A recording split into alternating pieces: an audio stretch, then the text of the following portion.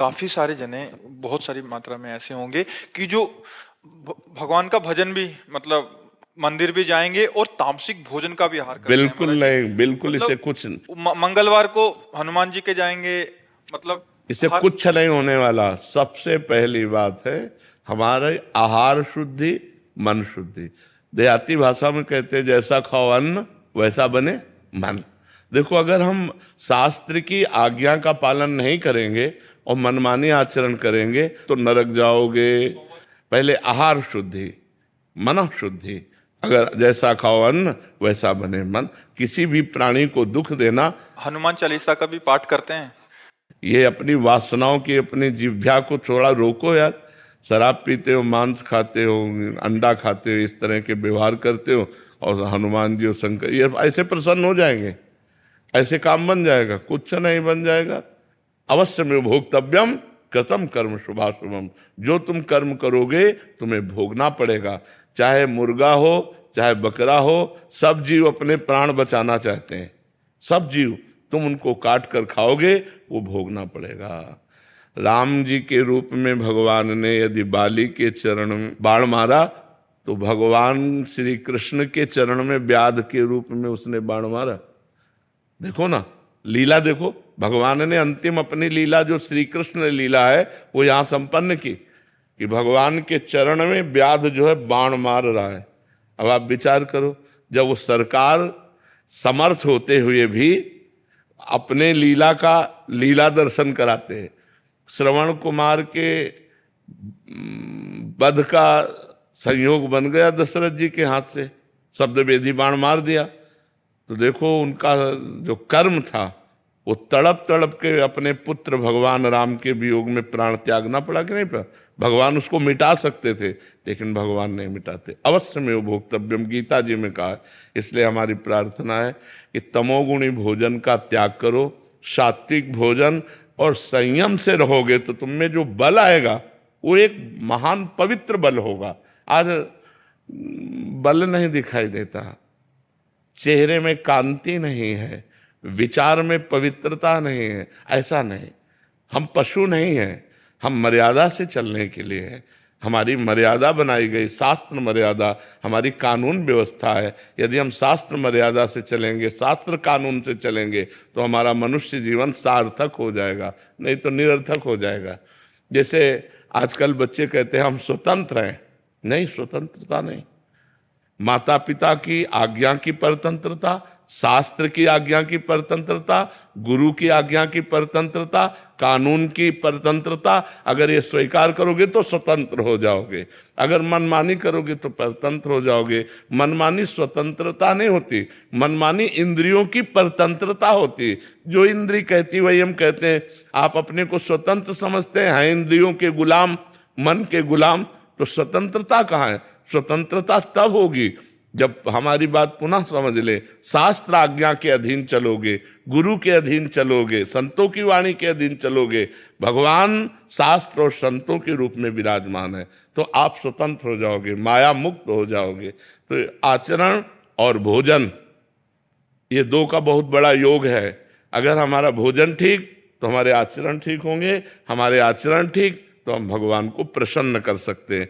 गंदा आचरण। अभी कल परसों ही एक प्रश्न आया था कि गांव देहात में महाराज जी क्या है कि छोटे छोटे देवी जी के मंदिर हैं और गांव में किसी के घर में बच्चा हो रहा है या शादी हो रही है तो महाराज जी बकरा लेके और फिर उसका वो करते हैं, बलि देते हैं। फिर महाराज जी फिर पूरे गांव वाले आते हैं, फिर पूरा मांस वो करते हैं, मंदिर भी जा रहे हैं महाराज जी, देवी की आराधना भी कर रहे हैं। ये सब ये भोजन, ये आसुरी वृत्ति है, इससे भगवत प्रसन्नता नहीं होती।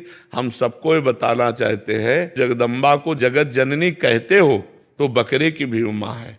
जगत जननी है ना, माँ अपने पुत्र की बलि से प्रसन्न कैसे हो सकती है? हमें तो नहीं समझ में आता। और जब वो जगत जननी है तो बकरे की भी माँ है, वो भैंसे की भी माँ है, वो गाय की भी माँ है।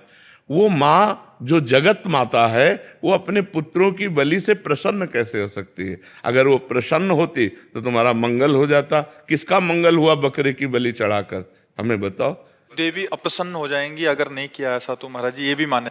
अरे अगर वो अपने स्वरूप में आ जाए तो सबको चाट जाए उनको। वो तो महाकाली है, महाकाल स्वरूप भी है। तो वो दुष्टों का संहार करने के लिए रूप माता जी ने धारण किया, वो दुष्टों का खून पिया, जो संसार के पवित्र जीवन जीने वालों के लिए वो मृत्यु काल रूप थे, जैसे महिषासुर, शुम्भ निशुम्भ, रक्त बीज, माता जी ने इनका संहार किया। इन बकरी बकरों का थोड़ी संहार करने से माता जी प्रसन्न हो जाती है, ये तो मूर्खता है, कोरी मूर्खता है, कभी माता जी प्रसन्न नहीं होती। हमें लगता है कभी ऐसे कार्य नहीं करने चाहिए और ये सोचो कि माँ प्रसन्न हो जाएंगी, मुझे ऐसा नहीं लगता। माँ ऐसे नहीं, कुपुत्रो जायते क्वचिदपि कुमाता न भवति। माता जी तो तब प्रसन्न होंगी जब सब पर दया करने लगो, सबको सुख पहुंचाओ, नाम जप करो, अच्छे आचरण करो, तो जगदम्बा प्रसन्न हो जाएगी। अगर फिर से उनको प्रसन्न करना है महाराज जी, और ये प्रथा चली है, और जैसे किसी के घर में पुत्र देखो हुआ, शास्त्र में विधान है, नारियल की बलि, नींबू की बलि, इनकी बलि सात्विक बलि दे। आप कच्चा नारियल की बलि दे सकते हैं, तो ये भी बलि तो मानी जाती है। ये सब मनमानी आचरण है, इससे देवी प्रसन्न नहीं होती है। और देवी को रक्त चाहिए तो चराचर जीवों के हृदय में देवी विराज। देवी प्रपन्नार्थ हरे प्रसीद प्रसीद मातर जगतोखिलस्य प्रसीद विश्वेश्वरी पाहि विश्वम त्वमीश्वरी देवी चराचरस्य। त्वमीश्वरी देवी चराचर से, वो चर अचर की ईश्वरी है, उनको किसी के खून की जरूरत है? माँ को किसी की खून की जरूरत है? अरे माँ तो अपने खून को दूध बनाकर अपने बच्चों का पालन करती है। माँ शब्द कितना महान है, वो अपने शरीर के रक्त को दुग्ध में परिवर्तित करके अपने बेटे का पालन करती है, वो दूसरों का रक्तपान कैसे कर सकती है? ये दुष्टों के रक्तपान किए माता जी ने, जो समाज के लिए कलंक थे, जो समाज का द्रोह करके समाज को नष्ट करने में लगे थे, ऐसे राक्षसों को माता जी ने मारा है। शुम्भ निशुम्भ, रक्त बीज, महिषासुर। ऐसे नहीं है कि गलत सिद्धांत से न चले, नहीं तो नरक की प्राप्ति होगी। महाराज जी, आज जैसे आप कहते हैं कि भजन मार्ग, अभी तामसिक भोजन भी हो रहा है महाराज जी, फिर हम वही बात कर रहे हैं, और उसके साथ भक्ति भी।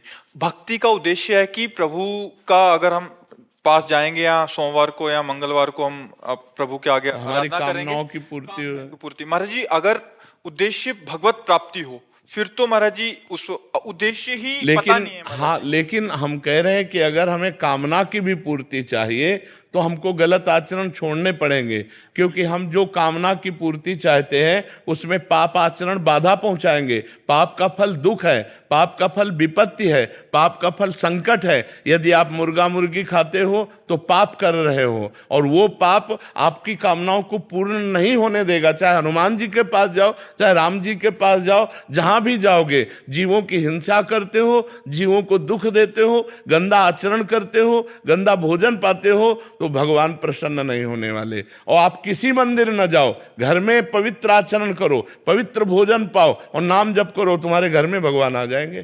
कहो सो कहाँ जहां प्रभु नाही, हरि व्यापक सर्वत्र समाना, प्रेम ते प्रगट होए मैं जाना। तो प्रेम कहां से आ जाएगा जब अपराध करोगे? इसलिए सब जो कामना भी पूर्ति चाहते हैं तो उनको चाहिए कि गंदा भोजन और गंदे आचरणों का त्याग करें, तो उनकी कामना जल्दी पूर्ण हो जाएगी, निश्चित पूर्ण हो जाएगी। समझते हैं कि मतलब मुर्गा और मछली का हिंसा करने से ये जीव हिंसा के अंतर्गत नहीं आता। क्यों नहीं आता? तुम्हारी अंगुली काटे तुम्हें कैसा लगेगा? दर्द नहीं लगेगा? उन जीवों को देखो, एक चींटी के भी पीछे अंगुली लगा के देखो, ऐसे वो भाग रही अपने प्राण रक्षा के लिए। क्या उनमें जीव नहीं है?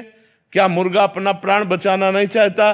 क्या पशु पक्षी प्राण बचाना नहीं चाहते? और जिनको ये है कि अगर हम खाएंगे नहीं तो सृष्टि बढ़ जाएगी, तो तुम अपने बैलेंस की चिंता करो। तुम्हारा बैलेंस जब परमात्मा बनाएगा तो तुम्हारे होश उड़ जाएंगे।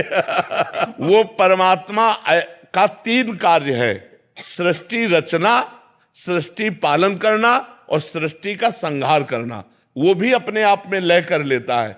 वो प्रलयंकारी परमात्मा है, वो काल का भी काल है, वो महाकाल है। वो जिस समय जैसा चाहता है वैसा अपना बैलेंस बनाता रहता है। सृष्टि का बैलेंस बनाना उसका कार्य है, हमारा कार्य नहीं है। हमारा कार्य है उसकी आज्ञा के अनुसार चलना। हम मनुष्य, हम राक्षस नहीं है।